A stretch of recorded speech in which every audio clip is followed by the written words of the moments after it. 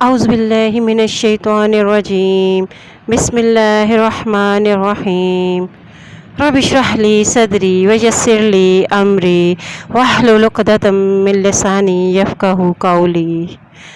صحیح عقیدہ کے بغیر عمل مردود ہے۔ عقیدہ کی درستگی اعمال کی درستگی اور عمل کی قبولیت کے لیے بنیادی شرط ہے۔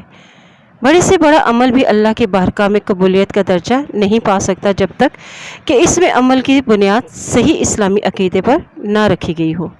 اس لیے ایک مسلمان کا یہ بنیادی فرض ہے کہ وہ اپنے عقیدے کی اصلاح کی کوشش کرے۔ اس مقصد کے حصول کے لیے ایک بنیادی چیز قرآن حکیم کے ساتھ لگاؤ اور اس کا فہم حاصل کرنا ضروری ہے۔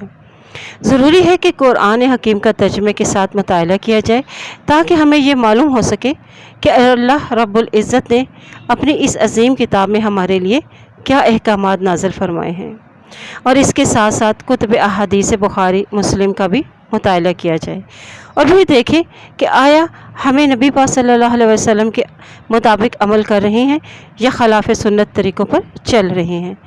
ایسا نہ ہو کہ ساری زندگی کے خلاف عمل جو ہمارے وہ سنت کے خلاف ہو رہے ہیں اور قیامت کو خالی ہاتھ رہ جائیں، کیونکہ اللہ کے ہاں عمل وہی قبول ہوتا ہے جو نبی پاک صلی اللہ علیہ وسلم کی سنت کے مطابق ہو۔